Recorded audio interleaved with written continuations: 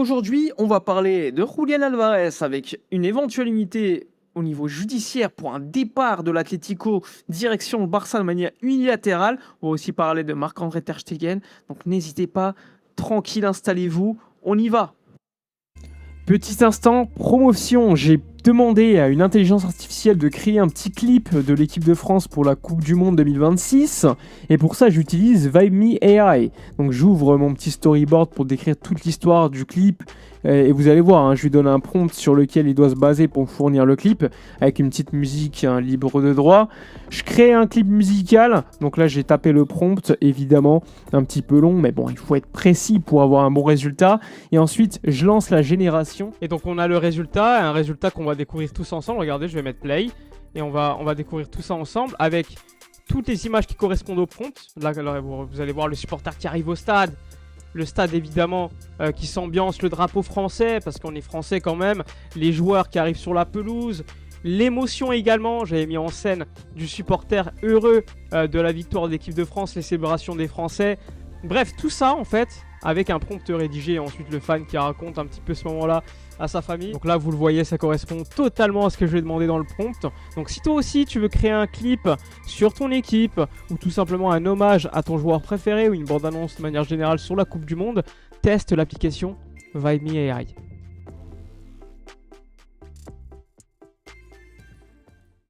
Allez, let's go, on y va pour la vidéo de la journée. Alors je vous l'ai dit, on va parler de Ter Stegen, mais on va aussi parler de Julián Alvarez avec, on va dire, un point de droit qui pourrait vous intéresser, qui pourrait intéresser le FC Barcelone. Je m'explique. Avant de parler de Ter Stegen, c'est focus sur Julián Alvarez. Pour faire simple, il y a une règle en Espagne, il faut le savoir, on parle d'un joueur qui est sous contrat avec un club espagnol, donc l'Atlético de Madrid et le Barça, deux clubs qui sont régis au niveau des règlements par la Fédération espagnole de football et non pas par la FIFA, donc c'est vraiment la Fédé qui gère un petit peu tout. Et pour comprendre un petit peu ce qui se passe, c'est pour faire simple, c'est qu'il y a un article, l'article 16 du Royal Decreto 1006-1985, donc on est super précis évidemment. Il explique dans cet article que Julián Alvarez pourrait quitter l'Atlético de Madrid sans avoir à payer la clause libératoire qui serait de 500 millions d'euros selon les différents médias. Et là, on s'intéresse à ce fameux article. Un article qui régit les relations de travail des sportifs avec leur club en Espagne. Cet article il prévoit qu'un joueur peut mettre fin unilatéralement à son contrat. Donc, de son bon vouloir, il peut tout simplement rompre son contrat, même sans une faute de son club. En contrepartie, évidemment, il y en a une. Le club a le droit à une indemnisation, mais le montant de celle-ci n'est pas nécessairement prévu par la clause libératoire. C'est-à-dire que il y a un article, l'article 16, qui te dit qu'un joueur il peut rompre son contrat et le club propriétaire des droits du joueur peut avoir une indemnisation. Et une indemnisation qui n'est pas forcément celle de la clause libératoire. Là, vous allez me dire, non mais Sofiane, on va exploser les transferts en Europe en fait. Les joueurs pourront partir comme ils le veulent, etc. Non, il y a quand même à tempérer. Première étape, il faut que Julián Alvarez s'adresse à l'Atlético de Madrid et notifie de manière à l'écrit qu'il annonce sa décision de résilier unilatéralement son contrat en application des articles 13 et 16 du Royal Decreto 1006-1985. Dans ce courrier, il reconnaîtrait donc à l'Atlético de Madrid une indemnisation, tout en contestant le caractère raisonnable de la clause de 500 millions d'euros. En gros, dès lors que la clause libératoire elle a un prix complètement démesuré par rapport au salaire du joueur, la valeur réelle du joueur sur le marché, etc., on considère, en tout cas la justice considère selon certaines jurisprudences, que cette clause n'est plus valable. Et comme les clauses libératoires sont obligatoires en Espagne, eh bien, la justice doit fixer une clause, un prix qui là serait beaucoup plus raisonnable. Et donc, Julián Alvarez, dans ce courrier, évidemment rédigé par ses avocats, agents, etc., il soutiendrait que le montant de la clause de 500 millions d'euros elle est disproportionné et que, faute d'accord entre les parties, c'est au juge du droit du travail de fixer l'indemnité réellement due à l'Atlético de Madrid. Donc ça, c'est la première étape. Deuxième étape, tenter de trouver un accord avec l'Atlético ou saisir directement la justice. Donc en gros, après la notification, le courrier rédigé pour l'Atlético de Madrid, eh bien, la première étape, c'est d'essayer de trouver un accord avec l'Atlético. Ils se disent, bon, au lieu d'aller aussi loin et d'aller en justice directement, essayons de trouver un accord entre nous pour éviter une longue procédure judiciaire. Et si aucun accord est trouvé, eh bien là, il peut saisir le juzgado social, c'est-à-dire le juge du droit du travail, les prud'hommes, pour faire simple, en Espagne, c'est la juridiction compétente en matière de droit du travail. Et là, il demanderait au tribunal de reconnaître la validité de la résiliation de son contrat de manière unilatérale et de considérer la clause de 500 millions d'euros complètement abusive, disproportionnée compte tenu de son salaire, de sa réalité sur le marché en termes de prix, etc. Et évidemment, là, le juge il va devoir fixer une indemnisation conforme aux critères de l'article 16 qui doivent donc tenir compte du préjudice réel subi par l'Atlético, des circonstances sportives et des motifs de la rupture. Donc ça, c'est la deuxième étape. Et troisième étape, une fois que c'est fait, il signe au FC Barcelone, tout simplement. L'article 16 prévoit que si le joueur rejoint un nouveau club dans l'année qui suit la résiliation du contrat, eh bien c'est le nouveau club qui doit payer, non le joueur qui doit payer cette indemnisation, évidemment. Dans ce cas, s'il y a un transfert du côté du Barça, Julián pourrait donc signer son nouveau contrat au FC Barcelone après avoir notifié sa rupture à l'Atlético, rupture qui aurait été validée par le juge assez rapidement. Comme vous le savez, il y a le CSD en Espagne qui s'occupe de prendre des décisions à titre conservatoire, et là, elle serait à titre conservatoire, et en attendant, il signerait au Barça. Et après, évidemment, le Barça s'engagerait alors à prendre en charge l'indemnisation auprès de l'Atlético. Maintenant, la question, c'est quelle indemnisation et quel prix ? Eh bien, c'est l'un des points importants. Une fois la résiliation notifiée et la procédure engagée, c'est la Fédé espagnole. Elle ne peut pas priver le joueur en fait de son droit de jouer au football jusqu'à la fin du litige. Donc, en attendant, comme je vous l'ai dit, le CSD il donne une autorisation au joueur de jouer au Barça pendant ce temps-là, pendant que le litige est réglé et fixe des indemnisations. Ça a été le cas pour plein de transferts en Espagne déjà. Et là, on se pose la question quel montant l'indemnité pourrait être fixée par le juge, parce que ça, c'est quand même la partie la plus importante. Donc le juge, il analyserait, comme je vous l'ai dit, les salaires du joueur, la durée restante du contrat, la valeur sur le marché, les transferts comparables et le préjudice subi par l'Atlético. L'objectif, c'est de déterminer une indemnisation juste et proportionnée.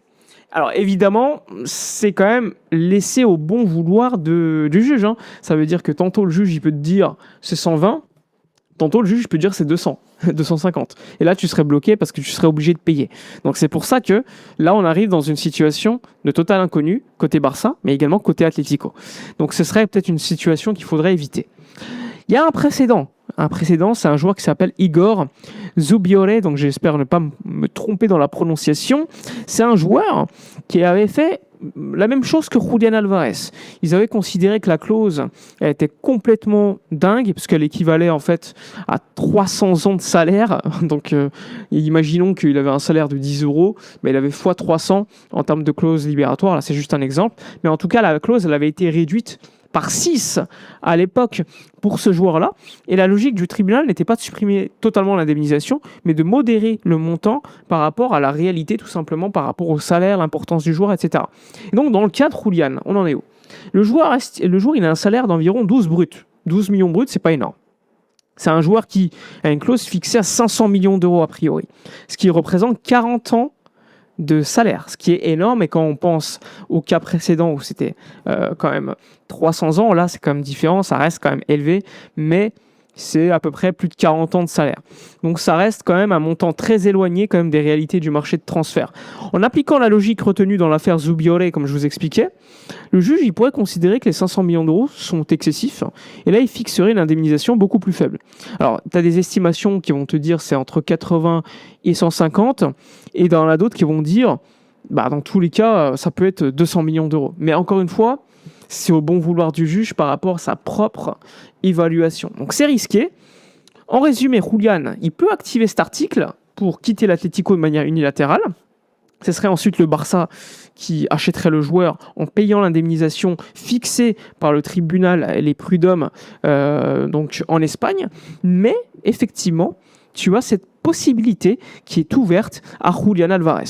Je tiens à préciser que cette analyse, elle vient pas de mon esprit, c'est le droit, tout simplement, qui s'applique. Et je remercie évidemment Miguel Galan sur Twitter, qui est avocat et qui est une personne qui donne des analyses juridiques sur différents litiges en droit du travail, mais également en droit du sport, qui nous a permis d'avoir tous ces éléments-là. Donc, ça a été une analyse qui a été reprise dans les différents médias catalans, Mundo Deportivo, Sport, mais également d'autres journaux spécialisés au niveau, on va dire, tribunal, droit, mais également sport. Donc, c'est intéressant d'avoir également cette vision. Alors, je vous donne mon avis, je ne pense pas que ça ira jusqu'à là. Pour autant, ça reste, on va dire, un levier du côté du Barça et du côté du joueur pour éventuellement pousser l'Atlético à aller sur un terrain des négociations en disant « Ok, vous voulez pas négocier ? Bon, au pire, on va aller là. Et ça se trouve, vous allez toucher 80 millions d'euros alors que vous pourrez en avoir plus. » Après, on peut se dire que la manœuvre effectuée par le Real Madrid en faisant une offre publique de 150 millions d'euros, même si elle est fausse, ça permet également éventuellement au juge de se dire la valeur du joueur, ça peut être aussi 150 parce qu'il y a quelqu'un qui a offert ce prix. Donc c'est aussi un élément à tenir en compte. Ça peut permettre au Barça de payer moins, mais ça peut également au Barça de payer plus. C'est une véritable inconnue, et une inconnue dans le football au niveau des transferts, c'est pas forcément le côté positif, que ce soit pour le Barça, mais également l'Atlético et même le joueur. Donc pour moi, ce serait un mauvais choix d'aller jusqu'à là pour toutes les parties prenantes.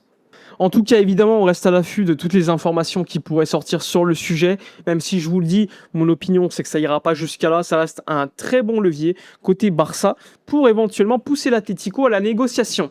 D'ailleurs, je vous l'ai dit hier en vidéo, le FC Barcelone attend patiemment le bon moment pour dégainer l'offre. En attendant, Gil Marín, président de l'Atlético, devrait se réunir lors des prochains jours avec Apollo Global Management, actionnaire majoritaire de l'Atlético, pour évoquer ce dossier de Julián Álvarez, avec en partie prenante aussi Goldman Sachs, qui a un intérêt financier du côté du Barça, qui collabore aussi avec Apollo. Bref, ça va très très haut en termes de sphère. En attendant, le joueur veut absolument le Barça. Le joueur est en attente. Il ne faut pas oublier que l'Atlético, même si on ne les aime pas évidemment, surtout avec cette affaire, reste détenteur des droits du joueur, et donc ils ont une certaine légitimité puisqu'il y a un contrat. Maintenant, évidemment, libre à l'Atlético de négocier ou tout simplement de refuser. Et là, on pourrait aller en justice, et dans ce cas-là, évidemment, ça dépendrait plus des parties, mais plutôt d'un juge externe objectif qui donnerait donc sentence à cette affaire-là, mais ça pourrait permettre aux joueurs de signer au Barça. Et encore une fois, je vous l'ai dit, l'inconnu n'est pas forcément toujours positif pour des clubs financièrement toujours à l'affût du moindre euro. Donc voilà pour cette histoire, il fallait absolument revenir dessus parce que ça fait beaucoup parler en Espagne, et je voulais quand même en parler parce que même si ça reste une possibilité peu probable de mon avis, ça reste quand même un levier important. Ensuite, je vous ai dit, il y a le dossier Marc-André Ter Stegen. Alors pourquoi je vous en parle ?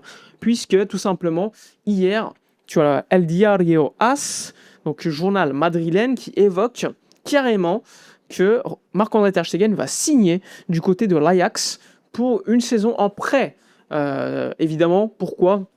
Eh bien parce qu'il a Michel, l'ancien coach de Gérone qui a signé à l'Ajax, directeur sportif Jordi Cruyff, là aussi, et tous ces hommes-là, tout simplement, comptent sur Marc-André Ter Stegen. Et a priori, selon AS, il devrait y avoir une nouveauté, un accord trouvé entre les parties. Alors, pourquoi un prêt ? C'est simple. C'est simple, le Barça ne peut pas vendre Marc-André Ter Stegen. Pourquoi ? Parce qu'il a un salaire trop important. Aucun club en Europe est disposé à payer pour Marc-André Ter Stegen. Encore pire, personne n'est prêt à offrir le salaire pour le joueur. Le salaire est tellement important, on parle de 20 millions d'euros chaque année. Forcément, le Barça doit payer une grosse partie de ce salaire pour espérer que le joueur parte, qu'il fasse un prêt successful, et ensuite éventuellement espérer que le club où ça s'est bien passé, qu'il se soit revalorisé, et dans ce cas-là, qu'il puisse repartir.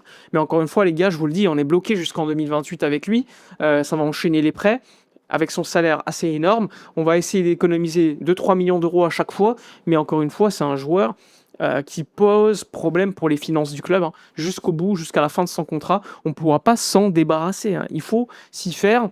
Et moi, personnellement, dans ma tête, c'est clair, et je pense que pour le club aussi, maintenant, l'important, c'est que le joueur rejoue, qu'il reprenne confiance, parce que je le rappelle, il sort de 2 saisons où il a quasiment pas joué, tout le temps blessé. Forcément, compte tenu du salaire, c'est un fiasco au niveau financier.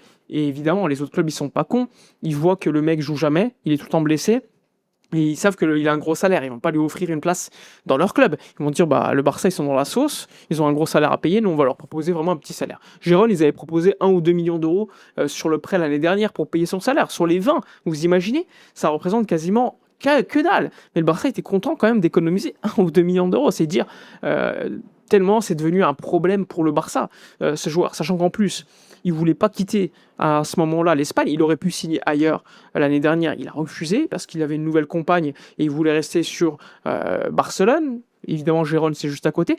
Forcément, ça n'a pas aidé. Et maintenant, on est dans une situation de blocage. Donc, a priori, ça devrait se régler avec un départ à l'Ajax. Mais encore une fois, c'est pas officiel. Ça reste des informations qui viennent du Diario AS. Encore une fois, journal Madrid. Donc, on attend patiemment des confirmations officielles. Pour autant, si c'est vrai, on serait satisfait parce qu'après le départ d'Iñaki Peña du côté du Panathinaikos, Diego Kochen du côté du Danemark en prêt, maintenant ce serait Marc-André Ter Stegen du côté de l'Ajax. Maintenant, au niveau des gardiens, le job aura été fait. Joan Garcia est présent. Chesney, on sait qu'il restera une saison de plus. Il y a également Aaron qui a été prêté à Andorre, qui est assez intéressant, qui pourrait être une alternative comme gardien numéro 3 ou repartir en prêt dans un club de Liga. Bref, on a des gardiens. C'est pas un gros problème, mais il fallait absolument le régler au niveau financier. Voilà, sur toutes les informations de la journée, je vous renvoie également à mon sponsor. N'oubliez pas, profitez-en, tous les détails sont en description de vidéo. Je vous remercie pour tous vos questions, vos likes, votre soutien infaillible. N'hésitez pas à donner votre avis dans l'espace commentaire sur le dossier Julián Álvarez et l'éventualité juridique qui s'est ouverte. N'hésitez pas à vous abonner, à liker, booster la vidéo, un abonnement sur Twitch, un sub si vous le voulez, et pareil sur Twitter, pareil sur YouTube.